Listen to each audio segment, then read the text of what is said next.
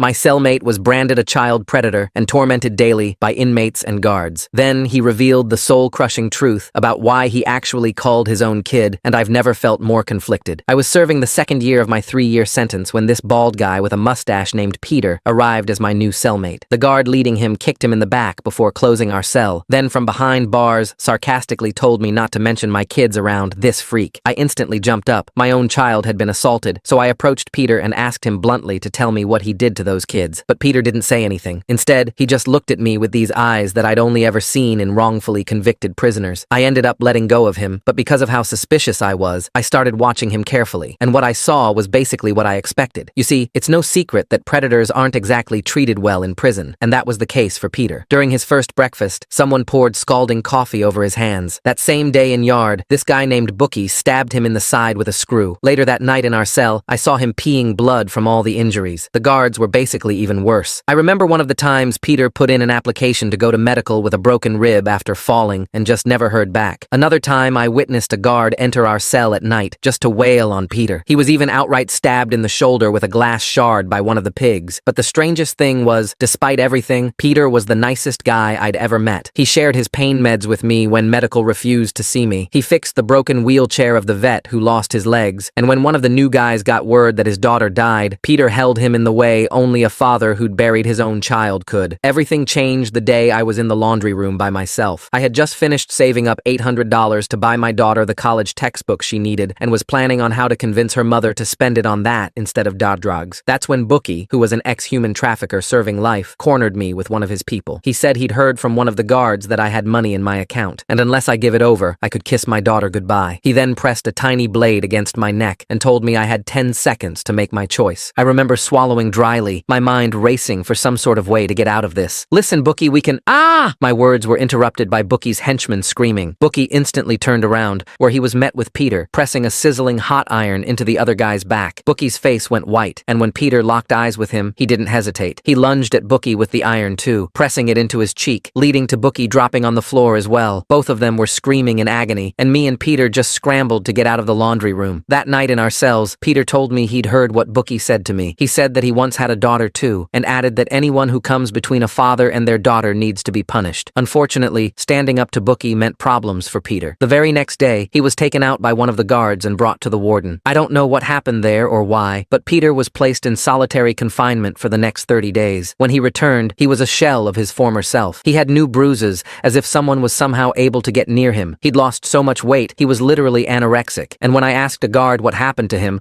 I was told to mind my business unless I want the same treatment. The thing was, Bookie was out of the infirmary by this point, meaning it would likely only get worse for Peter. 4 days passed before it happened. I was cornered by a guard while waiting for Peter to be done in the showers, who told me that for my own good, I should head back to my cell. At first, I told him no. I was waiting for Peter, but then the guard just looked at me. He pulled out a photo of my daughter and asked if I was sure I wanted to wait for Peter. The implication was clear. I knew what was about to happen, and I felt terrible leaving Peter behind. But if it came down to him or my daughter, the choice was obvious. I remember just grinding my teeth in frustration before turning around and walking out. I heard the sound of someone getting punched basically instantly. That sound was then followed by muffled screaming, and then that same sizzling sound I'd heard before. I felt myself start to tear up. Peter only came back to our cell a few hours later. By that point, he had already been discharged from the infirmary. He had sustained 4 broken ribs, a broken nose, 3rd-degree burns on his back and torso. 2 of his teeth had even been pulled out. Yet from what he said, medical barely looked at him. They refused to give him pain meds, refused to let him spend the night there, didn't even stitch him up, just wrapped his injuries in bandages that were already seeping through and walked him back. Once our cell door closed, he couldn't even make it to his bunk. He just collapsed on the floor, not even moving, making these wounded animal sounds. I got down and knelt beside him. I told him I was sorry, that I wanted to help, but they threatened my daughter. Peter didn't even get mad when I told him. He said I made the right choice. He told me he would have chosen his daughter over me too. That's when, while still lying on the floor, Peter asked me if I wanted to know why he's really in here. I said yes, and he gathered the strength to sit up. It's true, I did call my own child. My face went white. "Go on," I said hesitantly, but only because I found out he was working with Bookie. I stared at Peter's battered face as he struggled to continue, while down the hall, Bookie's crew gathered outside the infirmary, plotting their next move against us. The fluorescent lights flickered overhead, casting harsh shadows across his swollen features. Peter shifted on the floor, wincing as fresh blood seeped through his bandages. His hands shook violently as he tried to steady himself against the wall. Through broken teeth, he whispered the words that would change everything everything I thought I knew about him. My son Marcus started small, running packages for dealers when he turned 20, said it was just temporary money. Peter's voice cracked, and I watched his hands tremble harder, like leaves in a storm. The revelation hit me like a punch to the gut. Peter's son, not some random victim, but his own flesh and blood. I leaned closer, my mind racing to process what I was hearing. Peter forced himself to continue, each word seeming to cost him. He explained how Marcus escalated from substances to moving people within 2 years. The progression had been gradual, insidious. First, it was just packages across state lines. Then it became documents, fake IDs. Finally, it was people, desperate souls looking for a better life who found only slavery. My stomach turned as I realized Bookie wasn't Peter's first encounter with trafficking. This went deeper than prison politics or random violence. This was personal history bleeding into the present. A soft, scraping sound made us both freeze. Rodriguez, my work detail buddy from 2 cells down, slid a folded note under our door. I grabbed it quickly, unfolding the paper with trembling fingers. The message was brief, but terrifying. Bookie paying guards triple rates for special handling tonight. Watch your backs. Peter saw my face pale as I read. Without asking, he understood. He forced himself upright, using the wall for support, his decision clear in his eyes. He would tell me everything before Bookie silenced him permanently. With each movement, blood seeped through his bandages, creating dark stains that spread like accusations. The lights suddenly flickered off. Not the usual power-saving dimming, but complete darkness. Maintenance, the automated system announced, but we both knew better. This was orchestrated. The guards were creating opportunity for retaliation. In the darkness, Peter's voice found me. He described finding evidence of Marcus's activities hidden in their garage, photos of terrified young women with price tags attached, shipping manifests with human cargo listed as merchandise, bank statements showing deposits that no legitimate job could explain. The emergency generator kicked in with a mechanical whine, bathing everything in sickly yellow light. My blood ran cold. 2 of Bookie's men already stood at our cell door, jingling a guard's keys. Behind them, the guard himself counted a thick wad of cash, not even pretending to hide the transaction. Peter shoved me behind him despite his injuries. His legs shook from the effort of standing, but his voice was steady. He told them he'd come quietly if they left me out of it. Just him. No one else needed to get hurt. The men laughed, a sound like breaking glass. The taller one, a guy I recognized from the kitchen crew, shook his head. Bookie wanted us both now. Me for the disrespect of interfering, Peter for the scars he'd given their boss. Just as they fumbled with the lock, a commotion erupted from the neighboring cell. Wallace, an old-timer who'd watched Peter help others for weeks, suddenly clutched his chest and screamed. He collapsed dramatically, gasping about heart pain. Can't breathe. Need help now. The performance was Oscar-worthy. The guard cursed, torn between his paid job and the liability of a dead inmate. Wallace sold it perfectly, even managing to wink at Peter while clutching his chest in apparent agony. The guard had no choice. He radioed for medical, and within seconds, the corridor filled with responders. Bookie's men melted back into the shadows, their opportunity lost, but not for long. As the medical team worked on Wallace's miraculous recovery, Bookie himself appeared at our cell. Bandages covered his burns, but his eyes burned with something worse than pain. He gripped the bars, knuckles white, and made his proposition. He would reveal the full truth about Marcus. Every detail, every victim, every horror, if Peter took his own life tonight. One life to know the complete truth about another. I opened my mouth to tell Bookie exactly where he could shove his deal, but Peter grabbed my arm. His grip was weak, but insistent. I looked at his face and saw something that terrified me more than any threat. He was actually considering it. Peter reached under his mattress with shaking hands and pulled out a hidden photo. The edges were worn from handling, the image faded but clear. A young man at 18, innocent and smiling at graduation, hope radiating from every feature. Peter's voice broke completely as he held it toward Bookie. When did Marcus first contact you? The photo trembled in Peter's grip, and I noticed bloody fingerprints from his injured hands staining the white border. Bookie's smile was pure poison. He claimed Marcus sought him out at 21, already experienced in moving product. The kid had ambition, Bookie said, wanted to expand from packages to live cargo, had ideas about efficiency, profit margins, market expansion. Before Bookie could continue his sick sales pitch, the warden's voice boomed over the intercom. Surprise cell inspections, effective immediately. All inmates to remain in cells, all non-essential personnel to clear the blocks. Bookie's crew scattered like roaches when the lights come on. Even Bookie himself had to retreat, but not before promising this wasn't over, not by a long shot. The inspection was a joke. The warden himself led it, stepping directly over Peter's blood on the floor without comment. He glanced at Peter's visible injuries, the seeping bandages, the swollen face, the way he could barely stand, and marked his clipboard. No issues noted. As he turned to leave, I saw him pocket something Bookie had left behind. A small envelope, probably more payment for looking the other way. Once we were alone again, Peter told me about hiring a private investigator when Marcus's behavior first changed. The man was good, experienced, had worked missing persons cases for 20 years. He got close to the truth, sending Peter updates about Marcus's associates, his movement improvements, his growing wealth. Then the updates stopped. The PY's office was found ransacked. His car was in the river. His body was never recovered. I helped Peter back to his bunk as he talked, trying to make him comfortable despite his injuries. The next morning came too soon, bringing new revelations. In the yard, while Peter struggled to walk his mandatory laps, Santos approached. I'd seen the lifer watching Peter since his arrival, always from a distance, always with an unreadable expression. Now he came close, rolling up his sleeves to reveal a constellation of knife scars. I knew your boy Marcus, Santos said simply, from the outside. Peter stopped walking. I thought he might collapse, but he held himself upright through sheer will. Santos described Marcus's reputation with clinical detachment. Young, smart, utterly ruthless. He specialized in teenagers because, in his words, they were easier to break. The scars on Santos's arms, those came from Marcus personally, when Santos tried to protect his cousin's daughter from recruitment. Even Santos, who'd seen decades of prison violence, looked disturbed recounting it. Marcus didn't just move people, he broke them first, ensuring compliance through methods that made hardened criminals flinch. Peter's body finally gave out. He vomited blood onto the yard concrete, and I realized with growing horror that he was dying from internal injuries the medical ward had ignored. Every beating, every untreated wound, was adding up to a death sentence. I supported him back to our cell, but news traveled fast in prison. Valdez, a trustee who cleaned the warden's office, took an enormous risk. He slipped Peter a folder he'd photographed, Marcus's arrest records showing multiple dropped charges. Peter's hands shook worse than ever as he read. 3 investigations dropped after witnesses vanished. A 15-year-old girl who escaped Marcus's operation and tried to testify. Her statement mentioned Bookie by name before she disappeared. The records painted a picture of escalating horror. Marcus personally disciplined girls who tried to run, using methods that made even Bookie's torture seem mild. Peter read each page like he was swallowing glass, absorbing every detail of what his son had become. That night, Bookie sent word through a guard. Tomorrow, Peter would learn what happened to the 9-year-old girl that finally made him act. The message was clear. The worst was yet to come. Peter spent that sleepless night hunched over scraps of paper, writing letters he'd never send. I watched him work by the dim emergency lighting, each word carved out with trembling hands. The papers were attempts to reach Marcus that had failed over the years. Birthday cards returned unopened. Graduation congratulations that came back marked refused. One letter bore dark stains from when Marcus had attacked him during their last meeting. The depth of Peter's guilt became clear as dawn broke. He'd been absent during Marcus's crucial teenage years, chasing promotions and overtime while his son drifted into darkness. Every missed baseball game, every canceled weekend visit, every broken promise had widened the gulf between them until it became an abyss. At breakfast, the cafeteria atmosphere shifted when we entered. Inmates who normally mixed freely now segregated themselves, avoiding our table like we carried plague. The isolation broke when Williams, a soft-spoken man doing 15 for armed robbery, carried his tray to our corner. His jaw was set with determination. Williams sat down heavily and revealed why he'd come. Marcus had tried to recruit his daughter 2 years ago. She'd been walking home from her job at the mall when a young man in an expensive car offered her modeling work. Something about his practiced smile and 2 smooth words had made her nervous enough to call her father. The daughter escaped because a neighbor, an off-duty cop, had intervened when Marcus became insistent. But 2 of her friends from the same mall weren't so fortunate. Williams still carried their missing person flyers, worn soft from handling. Both girls had vanished within weeks of meeting a charming young man who promised them better lives. Peter absorbed every detail Williams shared, documenting patterns despite the visible agony each revelation brought. His notebook filled with times, dates, locations, a father's desperate attempt to understand the monster wearing his son's face. A guard approached our table carrying a small package. He dropped it in front of Peter with deliberate casualness before walking away. Inside was a photograph from the prison commissary, a child's pink sneaker, size 2, lying in dirt. A note was attached. She fought harder than you did. Peter's entire body went rigid. He recognized the shoe brand immediately, the same type he'd bought for Marcus when he was 9, before everything went wrong. The symbolism wasn't lost on him. His hands shook so violently he couldn't hold the photo steady. I spent the morning using contraband cell phones, desperately trying to verify my daughter's safety. The guards' threats had seemed like standard intimidation, but Bookie's reach was longer than I'd imagined. Every unanswered call, every text that went unread, tightened the knot in my stomach. Martinez from my work detail found me during afternoon rec time. He'd mentioned working courthouse maintenance during orientation, but never elaborated. Now he revealed he'd been there when Marcus's cases were heard. The lawyer defending him was infamous, a man who specialized in making trafficking charges disappear through technicalities and missing evidence. Peter shared his own attempts to work within the system. He'd confronted Detective Morrison about Marcus's activities, bringing evidence he'd gathered himself. Morrison had examined the photos and documents, then calmly threatened to charge Peter with harassment if he didn't drop it. 6 months later, Morrison retired early with a pension that didn't match his salary. Bookie's deadline arrived with the setting sun. Through intermediaries, he set terms. Peter would learn everything everything about the 9-year-old girl, Emily, but only if he agreed to end his own life afterward. The knowledge would be his final torment. Chen from the library block approached Peter during evening count. I'd heard Chen bragging about his computer crimes, identity theft, financial fraud, the works. Now he admitted, with obvious shame, that he'd helped Marcus create false identities for trafficking victims. New names, fake histories, documents that would pass any inspection. Peter's fever spiked that night from untreated infections. In his delirium, he called out Marcus's name repeatedly, begging forgiveness from both his son and the victims. Other inmates turned away, unable to meet his eyes. Even hardened killers have limits. Bookie's psychological warfare intensified with another message. This time it was a photograph of Emily before Marcus took her, a bright-eyed girl at her 9th birthday party, cake frosting on her nose, surrounded by friends. The innocence in that image made the implied horror unbearable. Word spread through the block like wildfire. Conversations stopped mid-sentence. Card games were abandoned. Even the constant background noise of prison life seemed to quiet. Crimes against children that young crossed a line that united even sworn enemies in revulsion. Peter forced himself to study Emily's photo with the intensity of a detective. He recognized the neighborhood immediately, just 2 blocks from his own home. The school uniform she wore came from Marcus's old elementary school. The realization that his son had hunted so close to home, in their own community, broke something inside him. The shift in prison dynamics became undeniable. Inmates who had shunned Peter now offered quiet support. A member of the Southside crew slipped him extra food. The Muslims included him in their protective circle during yard time. Even some guards seemed uncomfortable with Bookie's campaign. Through the contraband phone network, inmates' families began sending information. Photos arrived of items found in Marcus's abandoned storage unit, trophies Peter recognized from victims, a charm bracelet Marcus had given his first girlfriend, a class ring that didn't belong to any school Marcus attended. Each item represented a life destroyed. My loyalty to Peter solidified as he shared more details. He'd tried everything: interventions with family, therapy sessions Marcus mocked, even having his son arrested for assault. But money always intervened. Charges were dropped, witnesses recanted. The system that should have stopped Marcus instead enabled him. Peter made his choice clear to anyone who would listen. He refused Bookie's offer of Sewerslide. He would live with the weight of truth, honor the victims by bearing witness to their suffering. Death would be an escape he didn't deserve. During shower time, Peter confronted Bookie directly. The confrontation was brief but explosive. Peter announced he already knew what Marcus had done to Emily. He'd been there for the aftermath. The confidence drained from Bookie's scarred face like water from a broken cup. Peter's health deteriorated rapidly, but he managed to trade commissary items for antibiotics another inmate had hoarded. Without proper medical care, it was the only treatment available in our corrupt system. The pills were expired, but they were better than nothing. Bookie's crew began showing cracks. Learning about Emily changed the dynamic. These were men who'd done terrible things, but crimes against children that young violated even their twisted code. Several members distanced themselves, unwilling to be associated with child trafficking. The tide turned decisively when Big Tom, the shot caller for the entire block, made an announcement during evening rec. Peter was now under his protection. Tom's own granddaughter was Emily's age, and the thought of what had happened sickened him. Anyone who moved against Peter would answer to him personally. Inmates mobilized their outside contacts to investigate Peter's claims about police corruption. Phone calls were made, old connections activated. The network that usually smuggled contraband now hunted for truth. Evidence began trickling in. Photos of Morrison's new boat, records of deposits that coincided with dropped charges. Peter revealed more details about Marcus's final hunt. Phone records had led him to discover Emily's location after she'd already been taken. She'd escaped from wherever Marcus held her, but she was just 9 years old, alone, terrified. She'd vanished trying to find her way home. Word spread that Peter had exhausted every legal channel before taking matters into his own hands. He'd filed reports, hired lawyers, contacted federal agencies. Every door had been slammed in his face. The system protected Marcus, while Emily disappeared into darkness. Bookie's options narrowed as his own crew questioned their association. Working with child traffickers was bad for business, even in prison. The unwritten rules that governed their world had been violated. Honor among thieves didn't extend to those who hurt children. Santos revealed what the streets had known, but police ignored. Marcus had been hunting for Emily after her escape, checking homeless camps, questioning other street kids. The search had been methodical, desperate. Peter confirmed the terrible truth. He'd followed Marcus's hunt and found Emily's body first. Peter's transformation affected younger inmates profoundly. He taught them the warning signs of traffickers, the smooth words and false promises that lured victims. His informal classes during yard time drew growing crowds. Knowledge became his weapon against future predators. The Vietnamese gang threw their support behind Peter after their leader learned Marcus had specifically targeted girls from their community. The trafficking had been systematic, exploiting language barriers and immigration fears. 3 girls from their neighborhood remained missing. Bookie's attempts to turn opinion against Peter failed spectacularly. His His rants about Peter being a child killer rang hollow when everyone knew the truth about Emily. The more Bookie pushed, the more isolated he became. His own criminal empire crumbled from within. The prison chaplain, who'd maintained careful neutrality, finally took a stand. He'd seen Peter's medical records, the documentation of systematic abuse and denied treatment. Even a man of God couldn't ignore such injustice. He began advocating for proper medical care, using his influence with administration. Peter's reputation completed its transformation. No longer seen as a child killer, he was recognized as a father who'd done what the system wouldn't. The same men who'd attacked him now offered protection. The guards who'd tortured him now avoided his gaze. Rodriguez from the kitchen had been present when Bookie ordered the hit on Peter. He'd memorized every word, every detail. Now he agreed to share that information with other inmates, creating a witness pool Bookie couldn't eliminate. The truth spread through every tear. My release date loomed just days away, forcing an impossible choice. I could walk out, return to my daughter, pretend none of this happened, or I could risk everything to ensure Peter survived long enough for justice to find its way. My daughter needed me, but so did the memory of Emily and every other victim. Bookie's mask finally slipped completely during a rant in the yard. He forgot himself, referring to Emily and the others as merchandise and inventory. The slip revealed his true nature. These weren't people to him, just products to be moved. Even his own crew stepped back in disgust. The stakes crystallized for everyone. This wasn't just about Peter and Bookie anymore. It was about every Emily who never got justice, every parent who lost a child to predators, every system that failed to protect the innocent. The prison became a courtroom where society's failures were being judged. Peter demonstrated real growth by finding the strength to fight back rather than accepting death. He stopped calling out Marcus's name in his sleep. He ate regular meals. He participated in daily routines. Forgiveness, not for Marcus, but for himself, gave him the will to continue. Key inmates began rejecting Bookie's blood money. His offers of commissary credit and protection fell on deaf ears. Conscience, that rare commodity in prison, suddenly became more valuable than any bribe. Men who'd sold their souls for less now found their limits. Even corrupt guards started distancing themselves from Bookie. Association with child trafficking was career poison. The protection racket that had operated for years began to crumble. Guards who'd struck Peter now looked the other way when inmates moved to protect him. Peter won a small but significant victory when the night nurse, risking her job, properly treated his infections. She cleaned and dressed his wounds, administered real antibiotics, documented his injuries accurately. It was the first real medical care he'd received since arriving. Healing began, inside and out. Bookie made one final desperate offer. He would confess to authorities about his involvement with Marcus if Peter would admit to lying about everything. He wanted Peter to say Marcus was innocent, that Emily never existed, that it was all a delusion. The offer revealed Bookie's true fear: official investigation. Peter laughed at the proposition,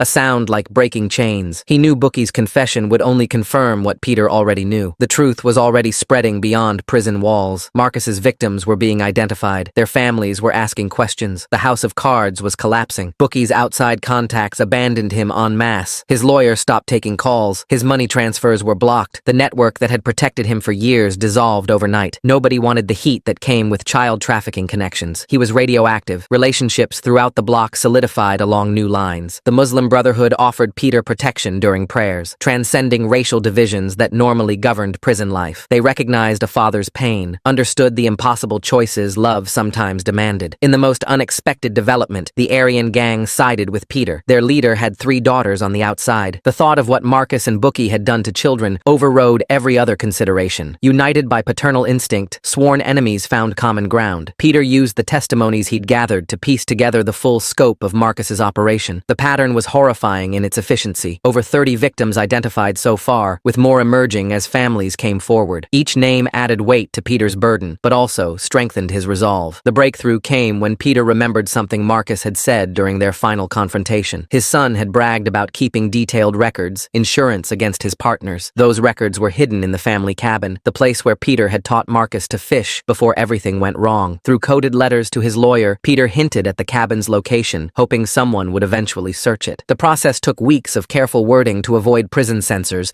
while still conveying the crucial information. Each letter built on the previous one, creating a trail of breadcrumbs only someone motivated to follow could piece together. Documentation surfaced, proving Detective Morrison took bribes to bury cases against Marcus. Morrison's own handwritten notes, recovered from a safety deposit box during an unrelated investigation, detailed payment schedules and case numbers. The evidence painted a clear picture of systematic corruption that had protected Marcus for years. A guard who found his conscience approached Peter during morning count. The man had worked the prison for 15 years, but couldn't stomach what he'd witnessed anymore. He revealed that prosecutors had finally searched Marcus's apartment after receiving receiving anonymous tips. They discovered victim records Marcus had kept as insurance against his partners. The block collectively judged Bookie guilty of enabling child trafficking. Indigenous prison justice operated on principles older than any court system. Men who'd committed various crimes united in their verdict. Some sins crossed lines that couldn't be forgiven. During mealtime, Bookie launched a desperate attack. He'd filed a spoon handle into a crude shank over several days, hiding it in his waistband. As Peter reached for his tray, Bookie struck, driving the weapon into Peter's kidney. The makeshift blade penetrated deep, and blood immediately began pooling with the spilled food on the cafeteria floor. Peter collapsed as I applied pressure to the wound. My hands pressed hard against the bleeding while Bookie stood over us, claiming self-defense to anyone who would listen. He insisted Peter had threatened him first, that this was justified retaliation for the burns Peter had given him. Witnesses wavered between truth and survival as guards demanded statements. The corrupt officers wanted testimonies that would support Bookie's version of events. They offered commissary credits, phone privileges, even sentence reductions for anyone willing to lie. The pressure was intense, but something had shifted in the block's collective conscience. I held Peter's wound closed alone as medical staff delayed their response. The guards had clearly instructed them to let Peter bleed out before providing aid. Each second stretched like an hour as I felt Peter's life seeping between my fingers. He whispered Emily's name repeatedly, his voice growing weaker with each repetition. Making a critical decision, I began screaming for help while claiming Bookie had just confessed to enabling child trafficking. My voice carried across the cafeteria, forcing witnesses to choose sides. I announced that Bookie had admitted to supplying Marcus with victims, that he'd bragged about it while stabbing Peter. The accusation triggered a cascade of responses. Inmates who'd been wavering suddenly found their voices. They began shouting their own accusations, revealing what they knew about Bookie's involvement with traffickers. The cafeteria erupted as men revolted against guards who would allow a child trafficking enabler to murder someone seeking justice. All parties converged in the cafeteria as inmates surrounded Bookie. I maintained pressure on Peter's wound while the circle tightened around his attacker. No guards dared intervene. They were outnumbered 50-1, and the mood had turned dangerous. Even guards who weren't on Bookie's payroll understood that protecting him now would mark them as complicit. Truth and lies clashed as Bookie desperately claimed Peter had fabricated everything. He insisted Marcus was innocent, that Emily never existed, that this was all an elaborate lie. But William stepped forward, producing Emily's missing person poster from his pocket. The faded paper showed a smiling 9-year-old who'd never come home. Bookie's last secret emerged when Santos confronted him directly. Santos revealed that Bookie had supplied Marcus with girls from juvenile detention facilities where his sister worked as a counselor. The sister would identify vulnerable targets, girls without strong family connections, runaways who wouldn't be missed immediately. She'd pass their information to Bookie, who'd arrange for Marcus to recruit them upon release. Big Tom stepped forward, his massive frame commanding attention. He announced that Bookie's fate had been decided by unanimous vote. The block had held an informal trial while I'd been tending to Peter. Every crew, every gang, every independent inmate had reached the same verdict. Even members of Bookie's own crew stood aside,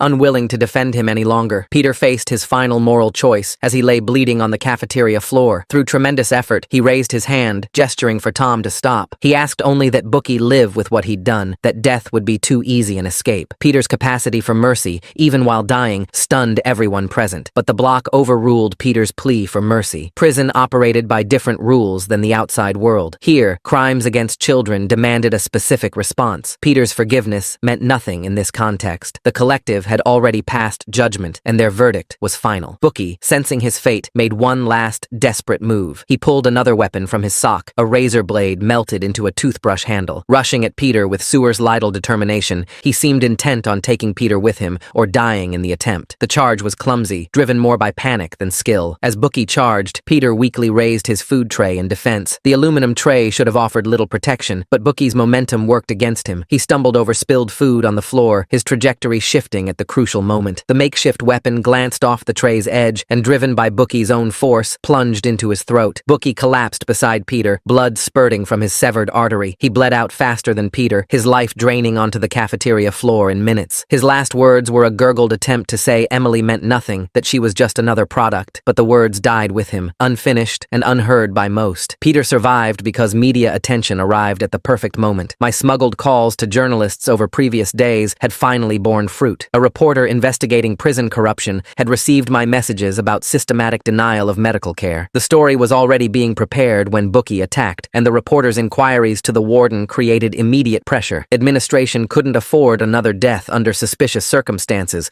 while journalists were asking questions. Medical staff suddenly appeared with proper equipment. They stabilized used Peter efficiently, providing the care they'd denied for weeks. Sometimes exposure saves lives simply by making neglect too costly to continue. Bookie died unmourned while doctors worked on Peter. The cafeteria slowly emptied as inmates returned to their cells, the normal rhythms of prison life resuming. His body was removed without ceremony, another casualty of the violence that plagued the system. Official reports would list it as self-defense, which was essentially true. Final obstacles to Peter's recovery disappeared as corrupt guards transferred out. They knew their protection racket was exposed, that investigations were coming. Rather than face scrutiny, they requested reassignments to other facilities. Their replacements were carefully selected officers with clean records who wouldn't tolerate the previous arrangements. A new equilibrium formed within the block. Peter, once recovered enough to leave the infirmary, became an informal educator. During yard time and meals, he shared his hard-earned knowledge about trafficking warning signs. He taught younger inmates how predators operated, what promises they made, how they identified vulnerable targets. His classes weren't official, but they were well attended. My release date arrived with Peter finally stable. He'd survived multiple surgeries and was expected to make a full physical recovery. The psychological wounds would take longer to heal, but he'd found purpose in preventing others from experiencing what Emily and Marcus's other victims had endured. On my last morning, Peter handed me a sealed envelope. Inside was a detailed letter for authorities about the cabin's location, along with specific dates and records they should search for. He'd also included contact information for other victims' families who deserved closure. The letter was his insurance policy. If anything happened to him, the truth would still emerge. I walked out of prison with Peter's letter and a promise to ensure Emily's story reached the right prosecutors. Peter would serve his remaining time with dignity intact, surrounded by men who now understood why he'd done what the courts wouldn't. Bookie's death had been ruled self-defense, and the block was safer without trafficking connections poisoning it. Some sins can't be forgiven, but some fathers understand why Peter did what he did. We both carry our daughters in our hearts as we face whatever comes next. The system had failed Emily and dozens of others, but Peter had ensured Marcus could never hurt another child. It wasn't justice in any legal sense, but it was the only resolution available when every proper channel had been corrupted. The prison walls that had confined Peter now protected him from those who'd preferred Marcus's crimes remain hidden. Inside, he'd found an unexpected community of fathers who understood his choice. Outside, I carried his truth toward whatever justice remained possible.